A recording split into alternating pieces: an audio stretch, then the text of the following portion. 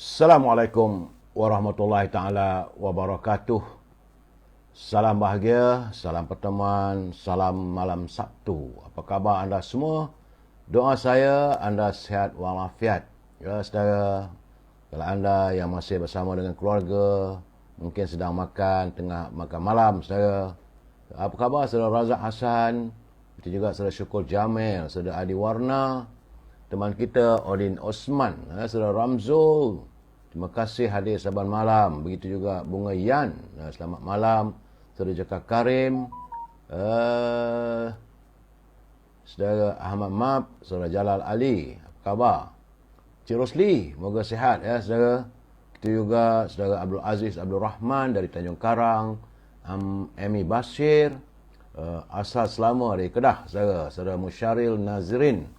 Salam dan selamatkan Palestin katanya. DZ Ketari, Fazilah Awang dari Pulau Pinang hadir. Itu saudara Rahman, Afizan, Arazaina, saudara Puan Halimah Musruh. Fazilah Awang dari Pulau Pinang, saudara Muhammad Faridun Tukiman, saudara Raja Kamal Raja Bazia, apa khabarku? Moga sehat. Puan Mariam, saudara Puan Rusmini dari Pontian Johor, saudara Ismail, salam pencerahan. Saudara Maksu dari Bukit Mertajam, saudara Din, saudara Hamzah Abdullah. Begitu juga Azizah Arzaina dari Taiping, saudara Richard Bakri, saudara Azali Kasim, saudara Nur Ali. Apa khabar? Selamat malam. Saudara Muhammad Yusuf Ishak dari Bandar Baru, Kedah. Saudara Pak Chu dari Selama, saudara. Didoakan keselamatan pada semua penduduk Palestin. Saudara Osman Al-Kamel, saudara Ilyas Muhammad, saudara Ramzul, saudara Saleh Lembang, Hashim Atan, saudara Azmi Nordin dari Bagan Datuk, saudara Zul, saudara Nurfisah Idris dari Kuala Kangsa, Puan Rubidin bersama pasangannya, Rosli Hassan, Yahya Armin, saudara Marabiah Abdullah, Papa Hafiz, apa khabar? Saudara Marikan Ketam daripada Kuching, Sarawak. Raja Kamal Raja Baizal mengucapkan semoga selamat semua. Saudara Cikgu Kiap, selamat malam. Saudara Yusuf Awang hadir dari Tanah Merah. Begitu juga Rusni Kuringot daripada Sarawak. Saudara Ahmad Azami dari Tumpat, Kelantan. Muhammad Asri Dir dari Kuantan. Saudara Zaitun Husin, salam satu Malaysia. Saudara Abu Ahmad, terima kasih sekuntur mawar merah untuk saya. Begitu juga Saudara bin Haji Arsyad, Puan Zaitun Husin, Saudara Wan M. Bakri, Saudara Muhammad Shanif, Tuan Haji Azhar belum mana, apa khabar Tuan Haji? Saudara Razak Hassan, Saudara Mak Syali. Semoga berjaya beliau, Saudara Mak Syali dari Putrajaya, saudara. Begitu juga Bubak Adinas, Saudara Azali Kasim, Saudara Hussein dari Pulau Pinang. Juragan Gemilang dari Kemunting, dia Waksu hadir dari Larut. Saudara Ramzul, Waalaikumsalam katanya. Tuan Abdul Rahman, Tuan Ismail dari Besut Terengganu, Saudara Abdul Rahim Basul, Saudara Azam KZ, Abu Umi Puan Umi Kasum, Roslan Terus, Saudara Abu Ahmad, Saudara Haji Makmur, Liah Yan, Puan Aminah, Kak Minah, apa khabar Puan? Moga sihat. Puan Samsidah Muhammad, Jaka Linglung dari Pulau Pinang, Saudara Yaakob Mayu Biru, Saudara Raja Rosli, Raja Sulung, apa khabarku? Moga sihat. Yan Iskandar, Saudara Kamaruddin bin Shan Abudin, Saudara Sofiah Jusuh, Saudara Abudin Pasarat. Lepas PRU, Adun Adun KP Negeri Sembilan, dah WhatsApp tak berjawab. Itu keadaannya saudara. Saudara lepas PRU je, Adun yang juga Ketua Pemuda Negeri Sembilan dah tak WhatsApp pun tak jawab katanya. Saudara Azul Mak Yusof dari Bangsa, Saudara Safiah Murad. Terima kasih. Saudara Cik Awang, Saudara Din Muhammad, Dawid Rui, Saudara Haji Makmur dan teman-teman yang lain yang tak sempat saya santuni, saya mohon maaf saudara. Baik, hari ini hari Jumaat saudara. Siang tadi kita sama-sama solat Jumaat, kita buat solat hajat. Mohon Allah SWT menyelamatkan warga yang ada di Palestin, semoga diselamatkan saudara. Kesian mereka saudara. Dan hari ini adalah tanggal 27 Oktober yang merupakan hari yang ke-1318. Saya di FB nampak gayanya terganggu sedikit. Puan Hamidah Kamat, Saudara Zulhaimi Abdullah, Puan Rashidah Ahmad dari Kota Singapura. Saudara Muhammad Nazri dia kata sangkut-sangkut benar. memang ada sangkut-sangkut sedikit saudara. Nak buat macam mana? Keadaannya sekarang ni internet tak begitu laju dan mungkin hujan saudara. Bersabarlah saudara, kalau ada gangguan jangan betulkan TV anda, insya-Allah dia terberhenti sekejap, lepas tu dia naik balik. Ataupun mungkin ada pula orang-orang yang suka gatal-gatal tangan, dia tekan yang bukan-bukan. Tak gitu Puan Norma Abdullah. Dia tekan je supaya kita ni terganggu siaran kita. Namun saya tidak akan patah semangat, akan terus untuk memberi pencerahan saudara. Baik saudara, malam ini banyak cerita yang kita nak buat. Jadi e-commerce kita sambung malam besok ya. Puan Salimah Ahmad dari Kuantan. Edi Tahir, Waalaikumsalam. Dia kata mendengar dan melihat saja katanya. Saudara Husin Muhammad, Siti Rahmat, Jaka Linglung. Selamat malam semua. Begitu juga ID 1515 dan juga Cik Daud. Baik saudara, kita terus masuk dalam segmen naluri kehidupan. Saya kena ingat, bagi siapa yang mengeluarkan sesuatu daripada harta kepunyaannya dengan ikhlas semata-mata hanya kerana Allah SWT, dan dia yakin bahawa di sebalik pemberian itu akan ada ganjaran lebih baik yang disediakan oleh Allah SWT untuknya, maka dia adalah di antara mereka yang beriman saudara. Terdapat dua nilai yang perlu kita pegang saudara dalam persoalan ini. Pertama, kita sentiasalah bersedekah dengan penuh hati yang ikhlas. Dan yang kedua, saudara, kita yakin bahawa Allah SWT akan menyediakan balasan yang lebih baik daripada apa yang kita lakukan. Hanya dengan dua nilai inilah, saudara, setiap manusia akan berasa betapa kerdil dan kecilnya pemberian kita. Dan semakin ringanlah tangan kita untuk sentiasa memberi sedekah. Kerana manusia sebegini sentiasa merasakan apalah sangat pemberian itu berbanding apa yang telah pun diberikan oleh Allah SWT kepada kita. Dan juga apa yang dikurniakan. Sedangkan di akhirat nanti menanti sesuatu yang jauh lebih baik untuk kita. Pemberian yang ikhlas akan selalu tersenyum saudara. Lebar senyumannya di saat tangannya menghulur sesuatu kepada mereka yang memerlukan. Bukan dengan senyuman sinis atau ingin menutup kesedihan saudara. Namun ia adalah senyuman tanda kebahagiaan. Kerana dia tahu saudara, apa yang dikeluarkan olehnya itu tidak akan pergi dan berlalu secara sia-sia saja. Sebaliknya, ia mengundang rahmat dan pemberian yang lebih istimewa daripada Allah saudara. Oleh itu saudara, ketika kita bersedekah, kita mohonlah dalam diri kita semoga Allah SWT membersihkan diri kita daripada segala kekotoran zahir dan batin yang mampu mengundang amarahnya. Ya saudara, selesa kita bersedekah. Baik saudara, apa kata mutiara kata kiriman teman-teman kita hari ini? Katanya, apabila dunia menjadi matlamat, maka ia menjadikan seseorang mudah curiga dan merasakan setiap orang di sekelilingnya sedang berusaha menyingkirkan dirinya dan hendak meragut kebahagiaannya. Jadi apalah arti kehidupan ini saudara, jika hanya untuk makan dan keseronokan semata tanpa kita memikirkan untuk ummah dan agama. Ingat itu saudara, mutiara kata kiriman teman-teman kita. Terima kasih kepada mereka yang berkesempatan menghantar kepada saya. Dan saya tetap mengingatkan pimpinan negara agar jangan berbelanja wang negara tanpa had. Kerana jika wang negara dibelanjakan tanpa had, pastilah negara boleh muflis. Saudara Mazhar anak Khalib saudara. Pada mereka yang menyunting semula live saya ini, saya harus memberi peringatan. Anda harus bertanggungjawab atas setiap suntingan yang anda lakukan dan anda masukkan dalam mana-mana channel. Saya tak marah saudara, tetapi anda harus bertanggungjawab kerana saya tak mampu untuk memantau setiap suntingan yang anda lakukan saudara. Ingat, ini adalah pencerahan politik dan juga sedikit perkabaran untuk memberi informasi kepada warga kita. Mungkin anda sudah tahu, mungkin belum tahu dan sebagainya. Itulah yang cuba saya lakukan, sekadar memberi informasi. Bila saya memberi pencerahan dan juga pandangan, kita harus memegang pada prinsip kita mesti bersetuju untuk tidak bersetuju. We must agree to disagree kerana kita adalah warga cinta damai.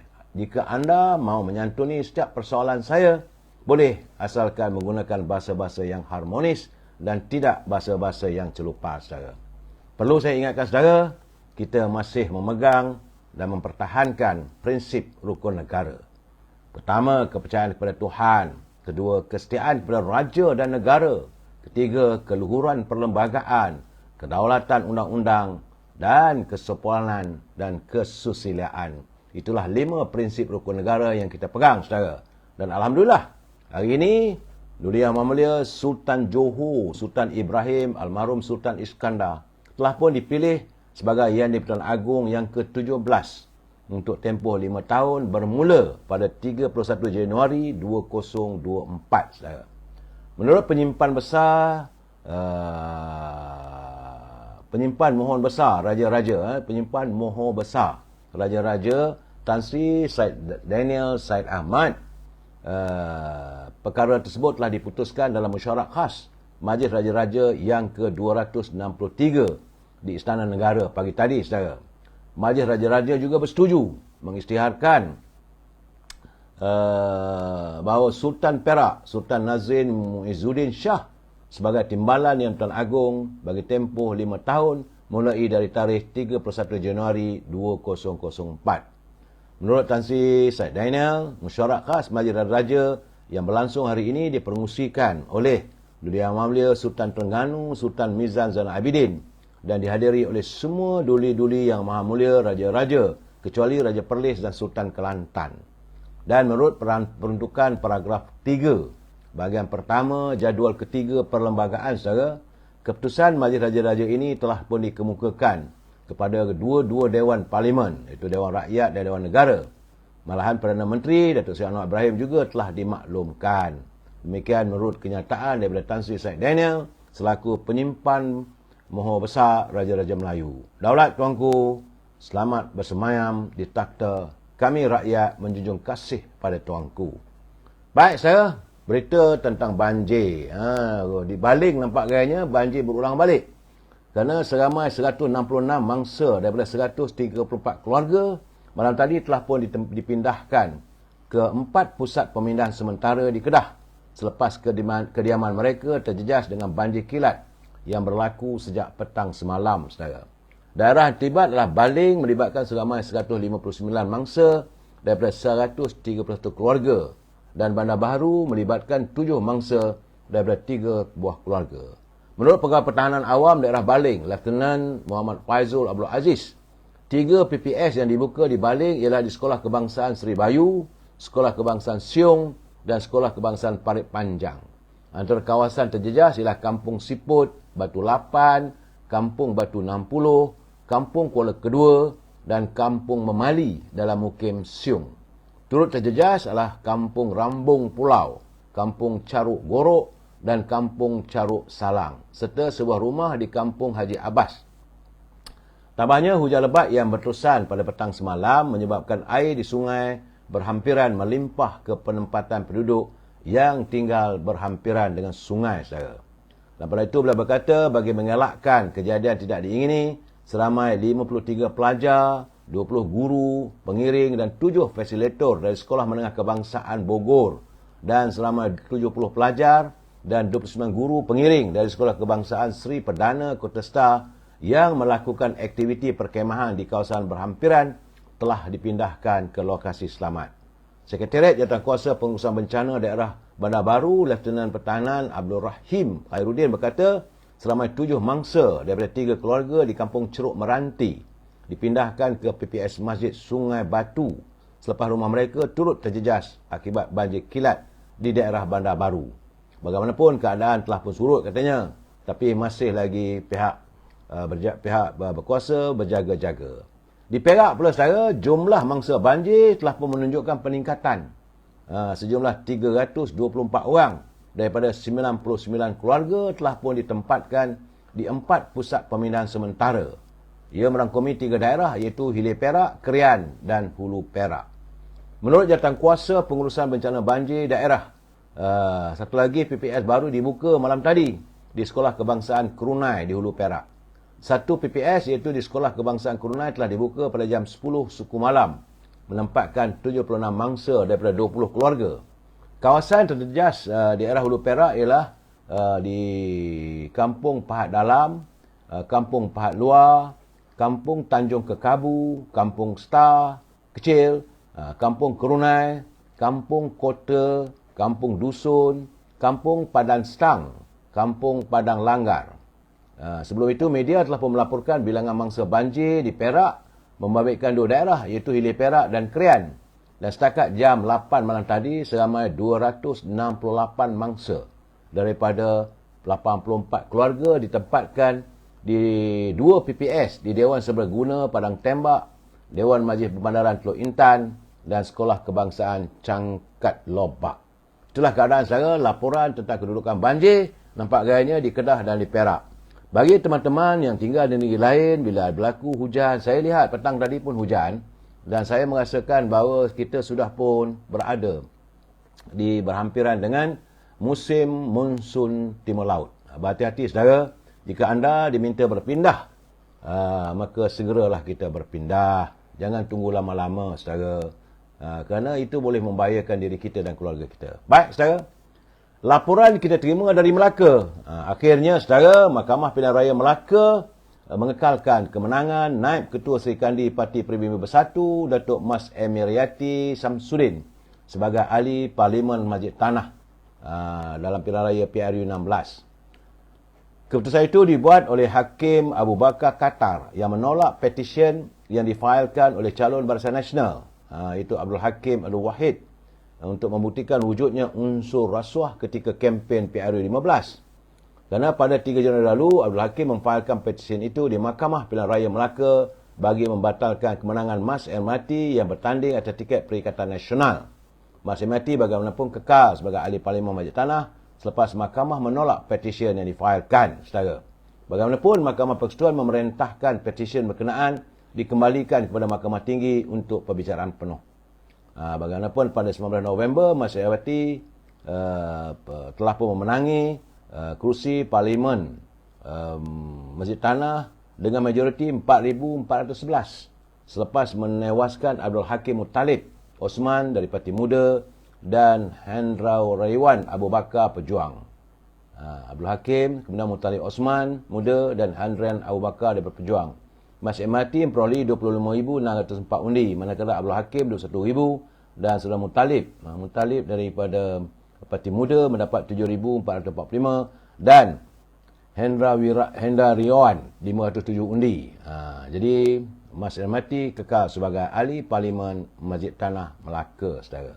Bagaimanapun saudara, di Selangor, Pakatan Harapan Selangor mengambil keputusan untuk tidak meneruskan petisyen terhadap keputusan pilihan raya bagi 3 Dewan Undangan Negeri, itu Taman Medan, Sungai Kandis dan Dengkil.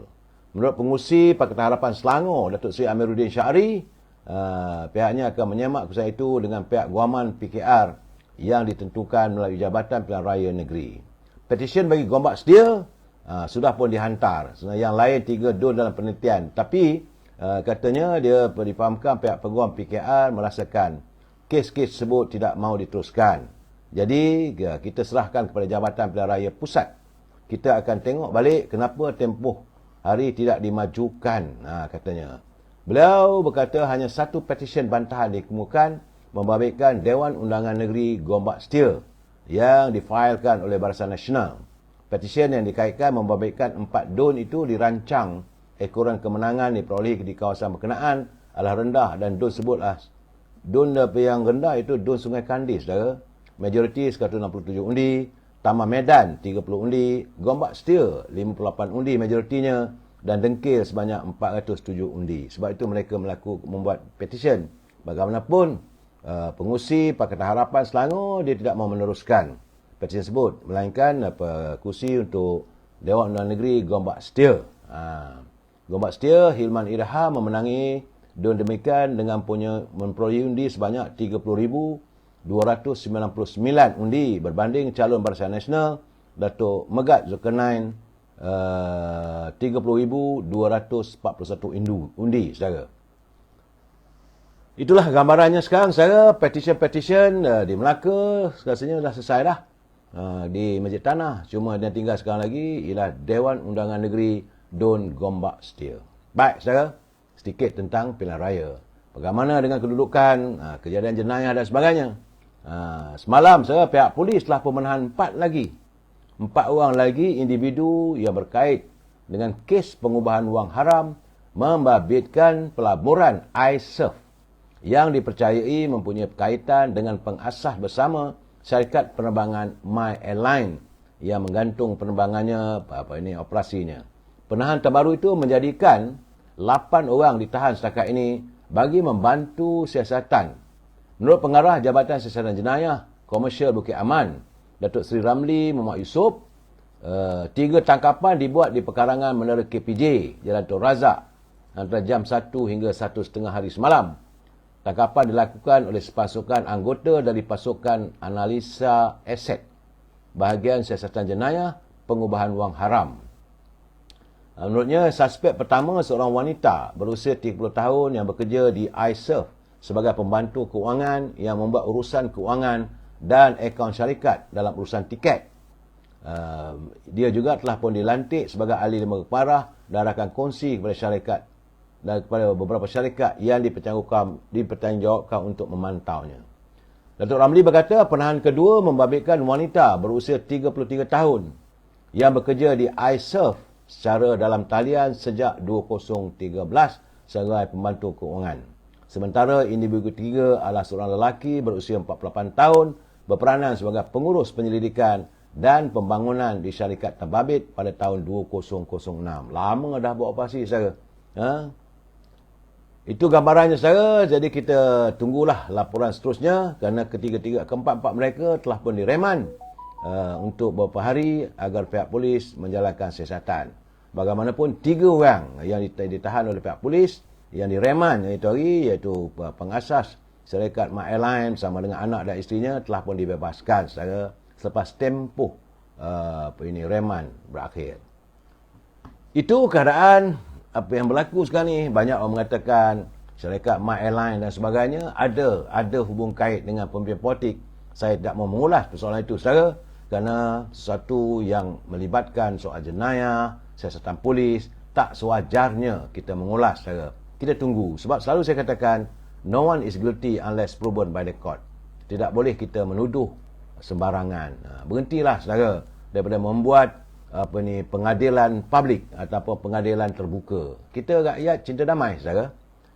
Cuma saya melihat hari ini apabila sahabat saya, saudara Fahmi Fadzil yang juga sebagai Menteri Komunikasi dan Digital, dia nampak gayanya dia menempelak pihak PAS.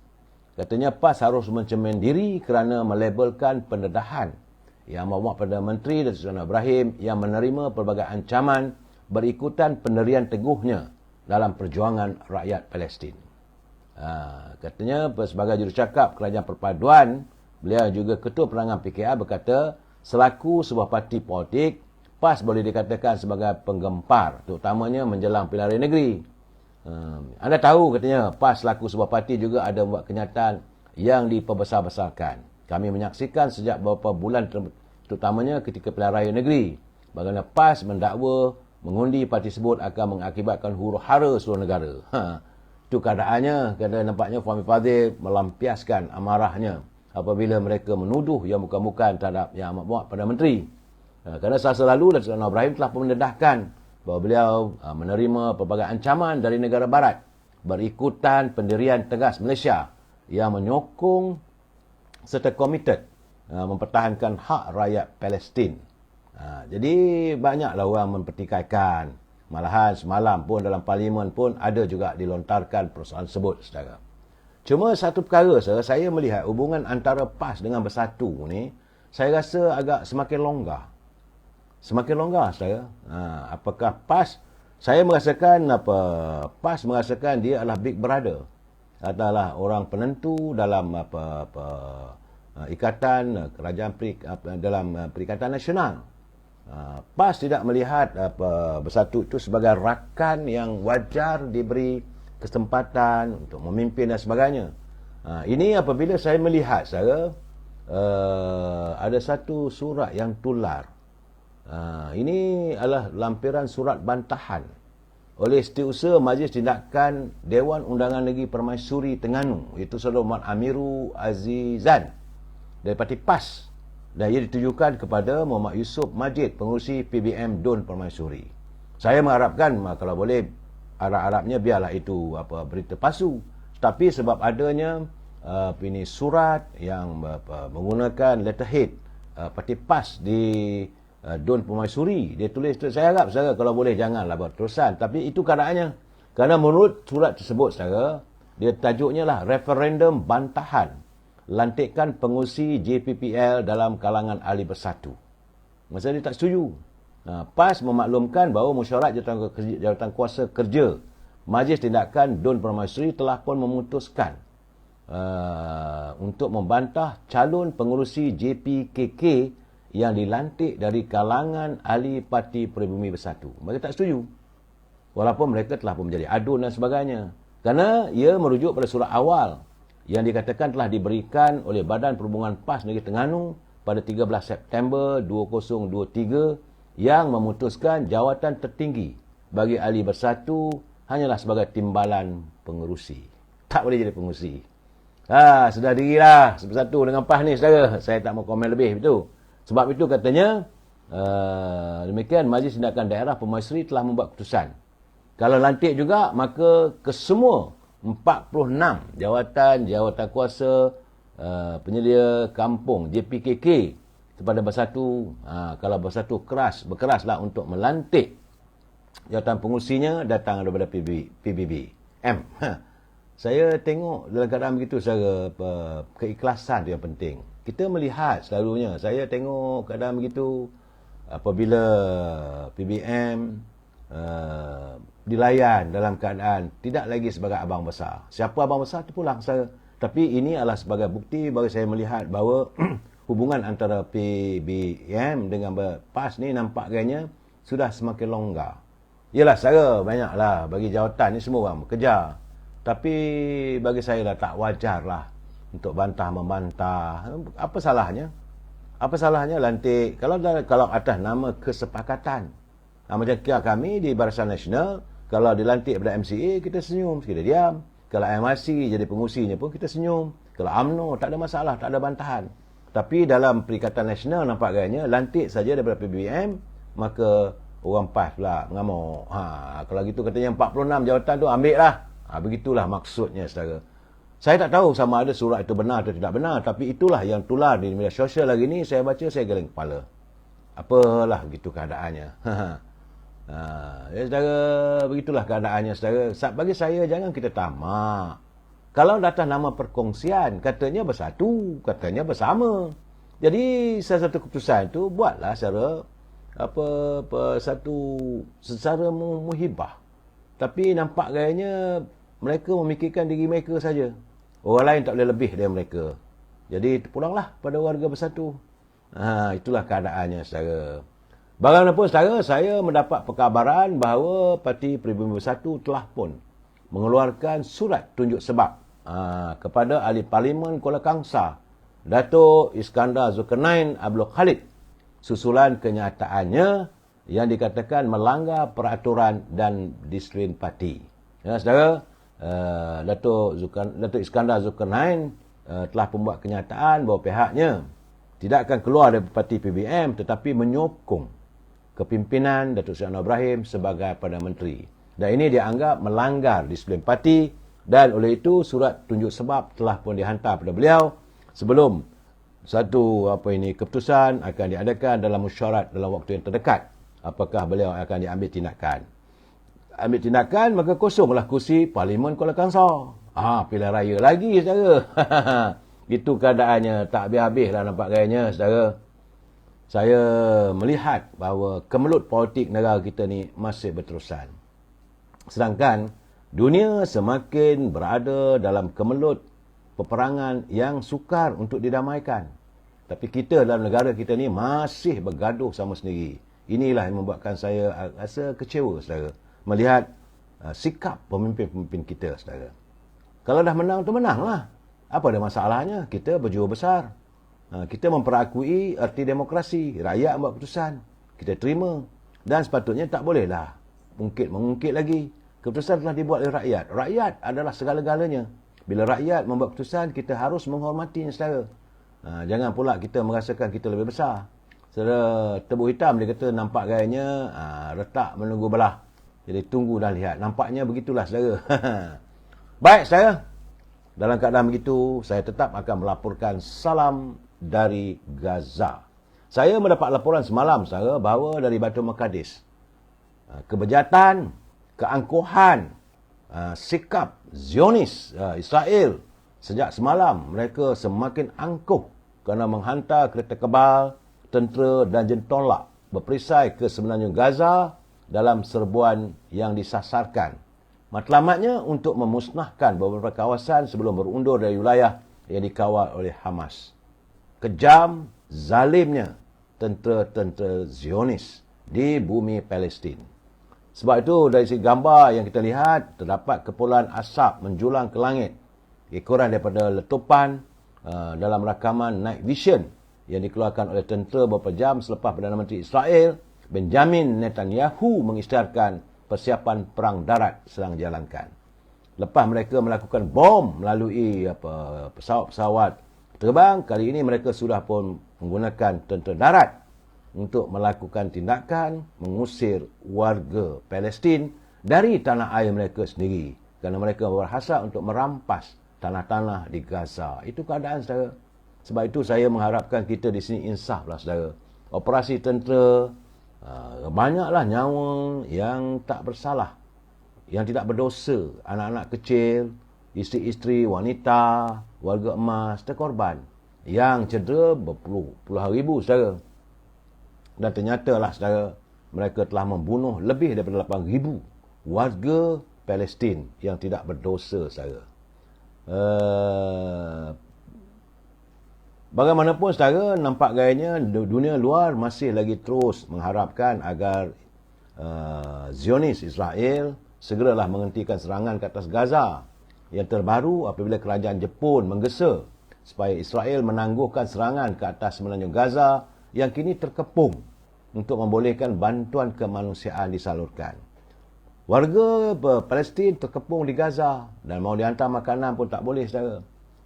Pada Rabu lalu juga, saudara, Rusia dan China juga turut menggunakan kuasa veto terhadap resolusi Amerika yang mengusulkan Majlis Keselamatan Pertubuhan Bangsa-Bangsa Bersatu supaya perang dihentikan seketika daripada pertempuran yang meragut nyawa.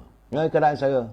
Sebab itu sekarang ni di Hague, saudara, serangan Israel di Gaza diibaratkan oleh diplomat tertinggi Palestin sebagai perang balas dendam. Itu menurut Menteri Luar pihak berkuasa Palestin, Riyad Al-Maliki. Jadi beliau menggesalah supaya gencatan senjata segera dilakukan bagi menangani konflik itu. Maliki melakukan lawatan kepada di Hague ketika sekumpulan kereta kebal dan infanteri Israel melancarkan serangan semalam ke Gaza, saudara. Aduh, apa nak jadi? Itu keadaan di Gaza, saudara. Di New York pula, saudara, sidang Pertubuhan Bangsa-Bangsa Bersatu kecoh. Apabila beberapa wakil Israel dan negara Arab saling melemparkan tuduhan ketika perbincangan isu perang Palestin-Israel diadakan. Pada Perhimpunan Agung PBB, Pertubuhan Bangsa-Bangsa Bersatu, sebahagian besar anggota menuduh Majlis Keselamatan gagal mengambil tindakan dan tidak memainkan peranannya secara telus. Ketegangan dalam mesyuarat itu berterusan apabila Menteri Luar Jordan, Ayman Safadi, yang mewakili 22 negara Arab, mendakwa Israel menjadikan Gaza sebagai neraka yang kekal di bumi. Jordan kekal dengan kenyataan yang keras terhadap tentera Zionis. Katanya trauma bakal menghantui generasi akan datang. Sambil menambah, hak mempertahankan diri bukanlah lesen untuk membunuh sewenang-wenangnya dan hukuman kolektif adalah jenayah perang, bukannya untuk mempertahankan diri. Jordan turut mengedarkan draft resolusi yang masih dalam perbincangan yang akan menjalani pengudian hari ini. Draft berkenaan memberi tumpuan pada krisis kemanusiaan selain menggesa gencatan senjata segera diadakan di semenanjung Gaza. Sementara itu, Duta Palestin ke PBB, Riyad Mansur, berkata Pertubuhan Bangsa-Bangsa Bersatu boleh melakukan sesuatu untuk memberi isyarat penting bagi menghentikan kegilaan rejim Zionis selain menegaskan pilihan raya jelaslah keadilan, bukannya untuk membalas dendam. Duhai, saudara. Sementara itu, Duta Palestin ke PBB, Ibrahim Qarashi, pada semalam berkata gencatan senjata dengan keadaan segera mesti menjadi matlamat utama di Pertubuhan Bangsa-Bangsa Bersatu. Itu keadaannya, saudara. Dan Presiden UMNO Yang Amat Berhormat Datuk Seri Zahid Hamidi saat ini sedang berada di London untuk melancarkan halal hub makanan-makanan yang dihasilkan negara kita. Dalam waktu yang sama, Yang Amat Berhormat dan Perdana Menteri mengadakan pertemuan dengan beberapa orang ahli parlimen daripada House of Commons, Commons dan House of Lords dari mereka yang beragama Islam. Jadi pertemuan tersebut dilakukan bagi membincangkan isu-isu berkepentingan bersama dan khususnya berkaitan rakyat Palestin. Beliau turut menyatakan dan menegaskan pendirian Malaysia dan berharap suara rakyat Malaysia juga akan didengari dalam ruang parlimen di England, saudara. Sebab itu beliau menekankan kedudukan kukuh Malaysia untuk terus menyokong perjuangan rakyat Palestin dan menggesa masyarakat antarabangsa mengenepikan perbezaan dan berusaha untuk meredakan keadaan serta segera memberi bantuan kemanusiaan buat rakyat Palestin. Itu gambarannya, saudara, bahawa Yang Amat Perdana Menteri berada di London pun bertemu dengan ahli parlimen yang beragama Islam. Sebab itu beliau juga menekankan bahawa warga dunia tak perlu khawatir dan rakyat juga tidak perlu khawatir dengan tekanan barat. Kerana katanya bahawa kerajaan amat memahami risiko yang berkemungkinan timbul susulan kelantangan negara menyuarakan bantahan. Jadi kita tak pernah takut. Jangan risaulah, katanya, ya.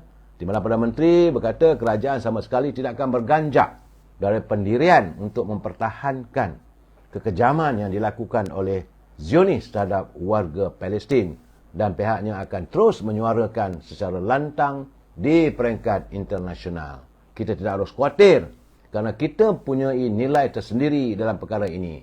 Dan kita tahu selama 75 tahun Palestin telah ditekan, dan kita tidak mahu dan kita tahu mengikut kronologi bagaimana penjajahan neokolonisme ini dilakukan dulu oleh kuasa-kuasa besar dan diteruskan sekarang di mana hak rakyat Palestin dinafikan. Syabas Presiden UMNO berani menyatakan di peringkat antarabangsa secara terbuka, saudara. Itu tentang perkabaran di Gaza. Untuk teman-teman warga kita, saya difahamkan bahawa daftar pemilih tambahan untuk bulan September 2023 yang diperakui serta diwartakan oleh Suruhanjaya Pilihan Raya dibuka untuk semakan selama 30 hari sehinggalah 22 November mendatang. Demikian menurut Setiausaha Suruhanjaya Pilihan Raya Datuk Ikmaruddin Ishak. Daftar pemilih tambahan berkenaan mengandungi 42,699 nama warga negara yang berusia 18 tahun ke atas dalam tempoh 1 hingga 30 September. Anda boleh menyemak kalau mungkin ada nama anda juga ada, sebab kita akan mengadakan pilihan raya di Kemaman, saudara, bulan depan. Sebab itu SPR menyediakan 5 kaedah semakan, sama ada melalui portal resmi Pejabat Pilihan Raya Negeri.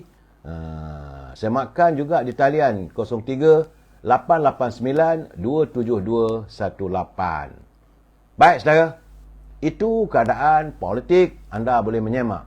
Tapi saya hari ini terkejut juga apabila media MyTV Online mencatatkan apakah ada kemungkinan mereka yang tidak sealiran dengan Yang Amat Berhormat Perdana Menteri Datuk Seri Anwar Ibrahim meletakkan sasaran bagi menjatuhkan beliau dari kerusi Perdana Menteri selewat-lewatnya Disember 2023. Terkejut juga saya. Mula-mula bulan Ogos. Sekarang ni Disember pula. Jadi orang bertanya, ini catatan daripada MyTV Online. Dia kata mengapa bulan Disember? Mengapa tidak diambil yang lebih panjang supaya perancangan lebih dapat disusun? Jawapannya mudah. Kerana mereka tahu sekiranya Datuk Anwar Ibrahim tidak dapat dijatuhkan sebelum tahun ini, maka tahun hadapan merupakan tahun yang paling sibuk dalam hidup mereka. Mereka akan turun naik mahkamah dalam beberapa pendakwaan kes ke atas mereka, dan keinginan untuk melihat Datuk Seri Anwar Ibrahim jatuh akan berkubur. Ya, sebab itu sudah tentulah ahli-ahli politik dan ahli parlimen yang sekarang ini akan mula menjauhkan diri dari mereka. Jadi ruang untuk menjatuhkan Datuk Seri Anwar Ibrahim melalui surat akuan bersumpah sudah pun ditutup rapat oleh Istana Negara katanya. Jadi satu-satunya cara untuk menjatuhkan Datuk Seri Anwar Ibrahim adalah melalui undi tidak percaya di Parlimen. Dan untuk mengusulkan undi tidak percaya ke atas Anwar Ibrahim, mereka perlukan alasan yang cukup kukuh supaya Speaker Parlimen tidak mempunyai pilihan bagi meluluskan usul tersebut. Jadi menurut maklumat sampai kepada MyTV Online katanya, ketika undian dilakukan untuk meluluskan rang Undang-Undang Perbekalan Bajet 2024, akan berlaku sabotaj dari pihak kerajaan sendiri katanya. Beberapa orang ahli parlimen khususnya dari UMNO dikatakan sudah pun memberikan persetujuan untuk tidak menyokong rang Undang-Undang Perbekalan tersebut.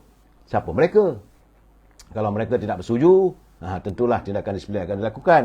Jadi pengurusi BN dikatakan sudah bertemu dengan semua ahli parlimen BN bagi memastikan mereka memberikan sokongan kepada undian rang Undang-Undang Perbekalan 2024. Tapi persoalannya, ini tulisan MyTV Online, sejauh manakah pengurusi BN dapat memastikan sokongan ahli parlimen BN memihak pada kerajaan perpaduan?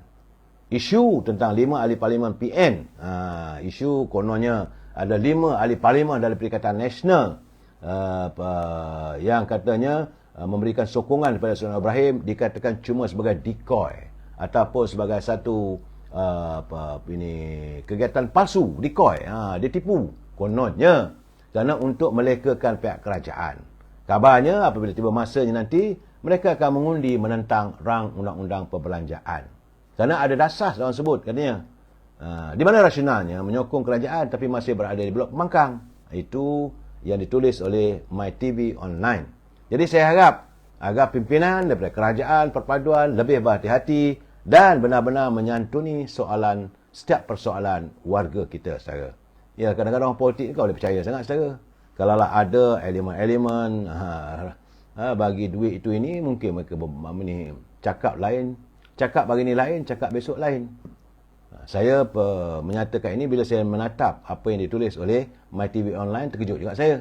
Tapi saya yakin benda ini tidak boleh berlaku. Bagaimanapun saudara, politik itu bersifat dinamika, segala-galanya adalah berkemungkinan. Apa khabar Dr. Safri? Moga anda sihat walafiat saudara. Baik saudara, itu laporan seketika saudara. Tapi apa kata kita perlut, ini perlut kepada Kongres Ekonomi Bumiputra.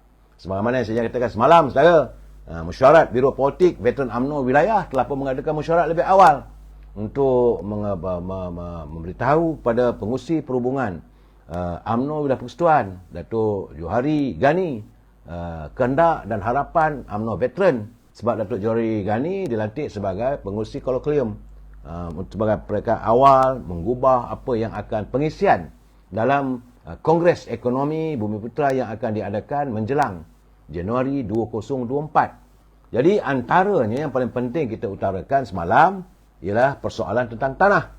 Isu tanah reserve, tanah simpanan Melayu.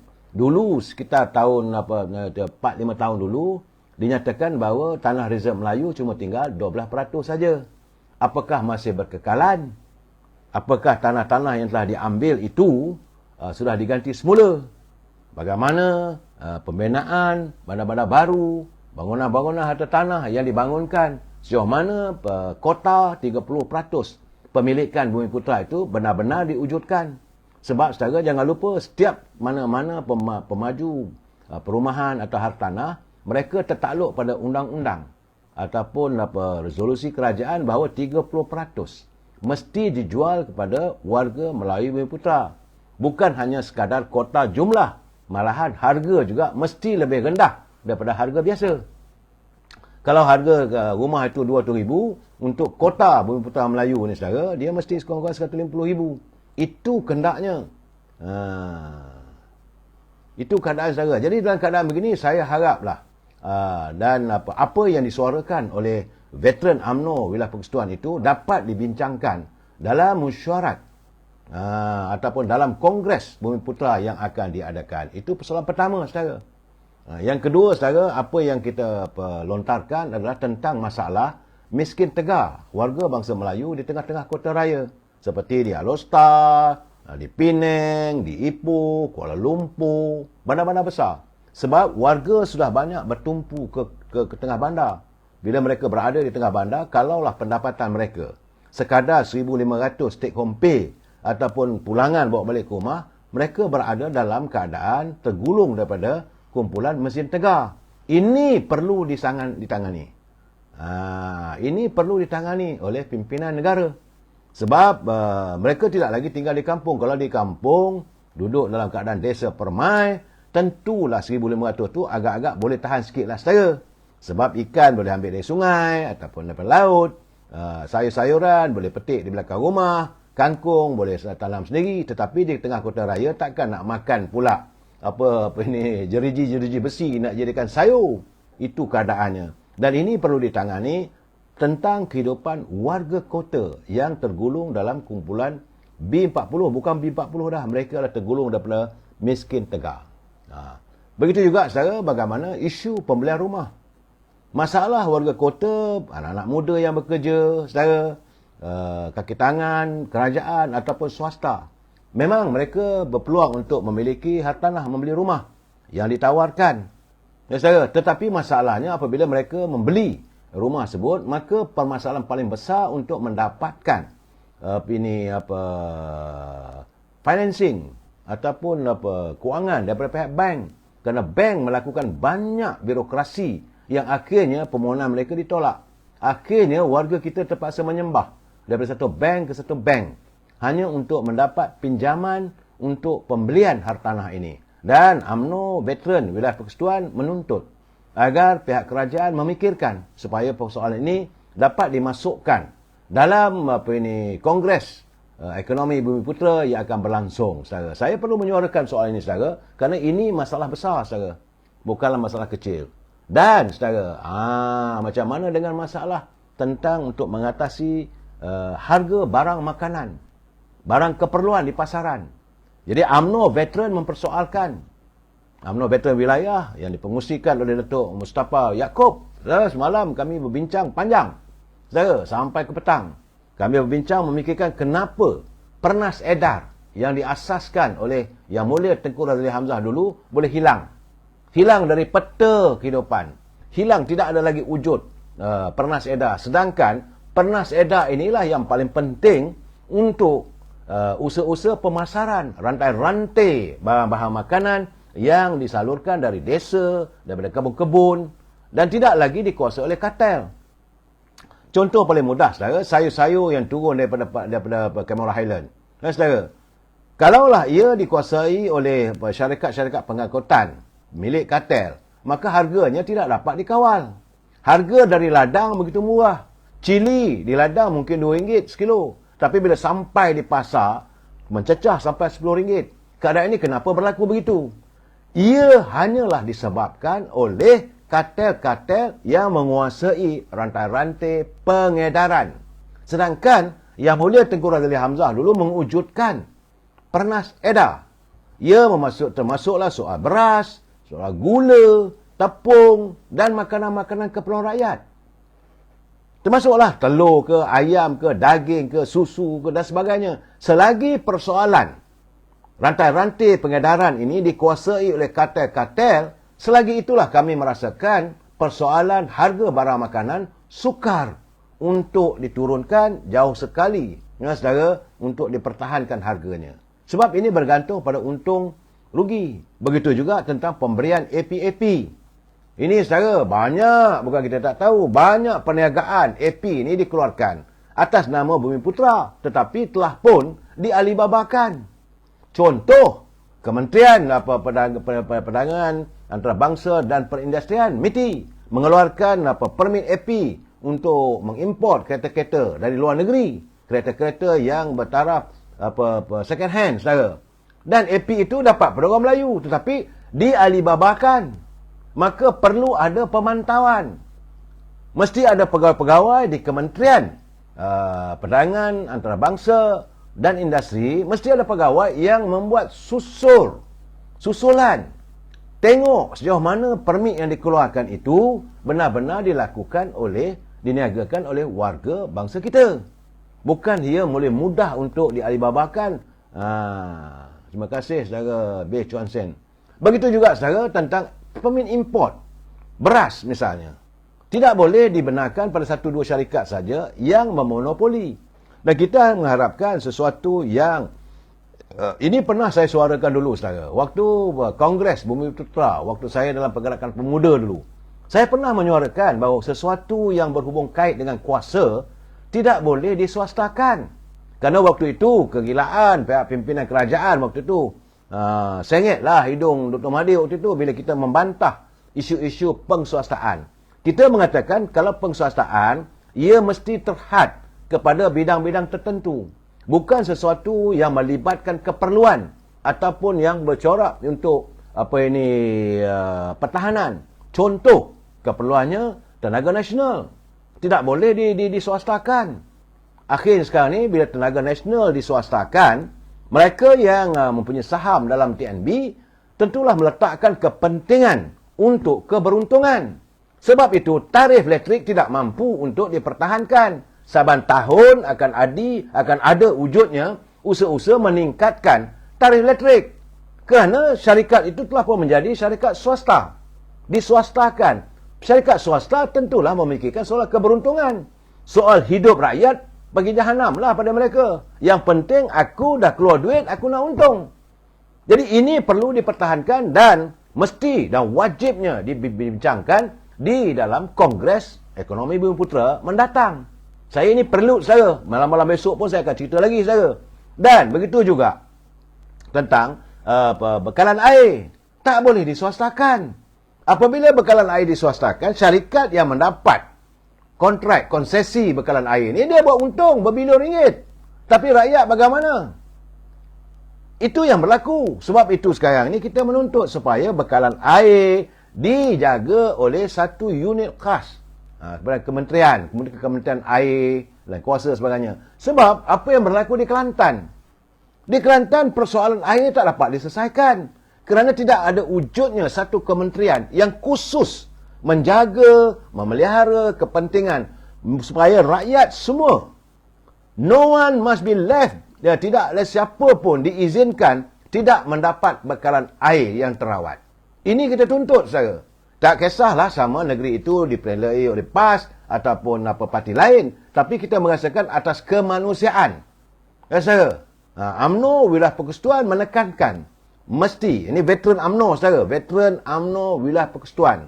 Ini golongan-golongan yang dalam keadaan yang sudah pun semakin pupuh lah, saudara. Orang kata usia-usia yang orang kata rambut semakin gugur, kulit semakin kendor, mata semakin kabur, gigi dah berterabur, tunggu masa nak ke kubur. Jadi inilah golongan veteran. Tapi kita menzahirkan kebimbangan kita demi untuk generasi akan datang. Soal air ini mesti diwujudkan satu badan kerajaan. Bukan boleh diberi pada swasta. Akhirnya apa yang berlaku di Kelantan berterusan. Rakyat tidak mendapat air terawat yang kerana mesti ada kawalan daripada pusat. Itu air, saudara. Begitu juga dengan tenaga nasional. Dan apa-apa sajalah. Tapi kalau semua nak diswastakan, swastakanlah habis. Askar Melayu swasta, polis diraja swasta, semua diswastakan. Boleh begitu? Tak boleh. Kita mesti mempertahankan sesuatu yang berhubung kait tentang kuasa. Begitu juga dengan telekomunikasi, telekom. Kenapa perlu syarikat telekom itu diswastakan? Ini keperluan. Dan saya mengharapkan, saudara Sanimus, saya mengharapkan agar Menteri Komunikasi dan Digital dapat memikirkan. Sebab kita akan memasuki era 5G. Era digital, internet, saudara. Jadi kalau waktu kita nak masuk era begini, mesti dicari upaya bagaimana pihak kerajaan dapat menguasainya. Bukan diserahkan pada swasta yang hanya memikirkan soal keberuntungan. Itu yang penting, saudara. Jadi, veteran UMNO wilayah merasakan pertama soal hak tanah. Tanah-tanah reserve Melayu yang tinggal 12% itu mesti digantikan. Dalam waktu yang sama, saya mendapat kiriman daripada pengusi veteran UMNO Malaysia, begitu juga dengan pengusi UMNO Veteran Wilayah Persekutuan, mengucapkan tahniah dan menjunjung taat setia kepada Duli Yang Maha Mulia Sri Paduka Baginda Sultan Ibrahim Sultan Kelab Johor dan Tuanku Nazrin atas pelantikan sebagai Duli Yang Maha Mulia Tuan Agong dan Timbalan yang di Pertuan Agong. Dan kami warga veteran tetap teguh berdiri di bawah payung duli-duli tuanku, dan kita akan mempertahankan institusi istana tanpa berbelah bagi. Saudara Eddie Tahir dia kata kilauan emas, tua pun boleh. Tapi kita sedar diri lah saudara, apa yang kita lontarkan tak lain dan tak bukan semata-mata untuk memikirkan generasi yang akan datang. Jadi persoalannya dalam Kongres Ekonomi itu perlu dipertahankan tanah Rizal Melayu ni saudara. Apa yang berlaku supaya kita dengar. Saya tengok, saya lihat permasalahan, contoh bagaimana tanah Rizal Melayu boleh diberi pada bukan Melayu, malahan daripada luar negara. Dan semalam juga saya nampak Nik Nazmi sudah pun mempertikaikan kelulusan-kelulusan yang dibuat jika ia melanggar tentang sesuatu yang berhubung tentang alam sekitar. Kalau hutan-hutan itu ditebang, di mana tadanan air juga ditebang, itu melanggar. Jadi keputusan Kerajaan Negeri Kelantan meluluskan berpuluh ribu tanah kepada syarikat daripada luar negara, kepada bukan Bumi Putra, bukan rakyat Kelantan, adalah sesuatu yang wajar untuk diperhalusi dan mesti dipertahankan supaya tidak berlaku berterusan. Ini jelas saudara. Saudara ditanya apa tu saudara. Jadi dalam keadaan sekarang ni UMNO veteran Wilayah Persekutuan minta menuntut supaya tanah-tanah Rizal Melayu ini kita perlu sensitif saudara. Kita mesti mempertahankan, ini lagi milik kita. Dan sebenar-benarnya mereka yang mempunyai kuasa meluluskan tanah-tanah Rizal Melayu itu, mereka kalau-kalaulah mereka melanggar ataupun melakukan tindakan semata-mata kerana mencari keberuntungan, artinya saudara, mereka sudah pun melanggar pada titah. Sebab hak istimewa raja-raja Melayu, hak istimewa orang Melayu ini, terutama tentang tanah Rizal Melayu ini, termaktub dalam wasiat 7 wasiat Raja-Raja Melayu. Jangan diabaikan saudara. Saya akan bercakap lagi malam besok berhubung tentang prelude kepada ini Kongres Ekonomi Putra saudara. Cuma saya nak beri laporan tentang di Jepak. Sebab Jepak ini akan mengadakan pilihan rayanya pada 4 November. Berapa hari lagi saudara? Tinggal lagi seminggu lebih saudara. Bagaimanapun sekarang ni saya mendapat laporan bahawa Suruhanjaya Pencegahan Rasuah sedang meneliti sama ada tindakan seorang calon pada pilihan raya kecil Dewan Undangan Negeri Depak yang mengagihkan beras kepada pengundi. Apakah ia mempunyai unsur-unsur rasuah? Menurut pengarah SPRM Sarawak Datuk Mak Zaki Hassan, pasukan petugas khas di Bintulu sudah pun diarah untuk meneliti perkara tersebut. Sebab SPRM telah pun meletakkan pegawai ni boleh ada kata hampir di setiap PDM, Pusat Daerah Mengundi di Bintulu, untuk memerhati agar elemen korupsi tidak berlaku dalam pilihan raya negeri Jepak. Ya, kalau awal-awal lagi dah ada elemen rasuah, maka mereka yang menang jawatan nanti tentulah mereka melakukan rasuah. Itu keadaannya saudara. Dan kita mengharapkan tidak berlakulah begitu. Dan saya dipahamkan bahawa SPR, Suruhanjaya Pilihan Raya telah pun mengeluarkan 73 kerusi kertas undi pos. Tapi tidak ada undi awal saudara. Tiada undi awal dilakukan. Jadi 73 kertas undi pos kepada pemilih berdaftar yang layak, termasuklah anggota polis dan bagi pilihan raya kecil Dewan Undangan Negeri Jepak pada 4 November mendatang saudara. Itu yang saya dapat tahu. Dan saya juga dipahamkan calon Barisan Nasional. Saya anggap calon Barisan Nasional lah walaupun di bawah JRS saudara. Saya merasa GPS, walaupun beliau daripada GPS lah sebahagian daripada kerajaan perpaduan. Dalam tempoh 3-4 hari je lagi saudara, nampak gayanya calon kita iaitu saudara Iskandar Turki, dia sudah pun mengetahui apa yang perlu dilakukan di kawasan tersebut. Ialah itulah orang kalau datang di kawasan tersebut, dia tahu apa kehendak rakyat. Beliau yang dipanggil dia malahan dia begitu popular dengan panggilan S, ES, saudara. Datuk Iskandar ni S. Datuk S, dia merupakan anak jati Bintulu dari keturunan Melayu Melanau, dan beliau tahu apa kehendak anak muda, apa kehendak warga dan sebagainya. Begitulah kita mengharapkan calon-calon yang akan dipilih nanti dalam pilihan raya selain daripada Jepak dan Kemaman. Kemaman pada 2 Disember nanti saya. Tak lama lagi. 18 November penamaan calon. Calon belum diputuskan. Masih orang nanti siapakah yang akan dipilih untuk diangkat sebagai calon bagi Dewan Undangan ahli Parlimen di Kemaman. Saya merasakan bahawa ruang untuk kejayaan ada, tapi asalkan calon itu biarlah calon-calon yang tidak memeningkan kepala rakyat, yang tidak memeningkan kepala presiden. Dan paling penting, calon yang mahu diturunkan di Kemaman itu tidaklah melihat wang itulah segala-galanya. Kita harus berusaha mencari calon yang tidak meletakkan kepentingan diri dan keluarga mengatasi segalanya. Kita sambung lagi besok, saya. Wabillahi taufiq wal hidayah. Assalamualaikum warahmatullahi taala wabarakatuh. Selamat berhujung minggu. Terima kasih.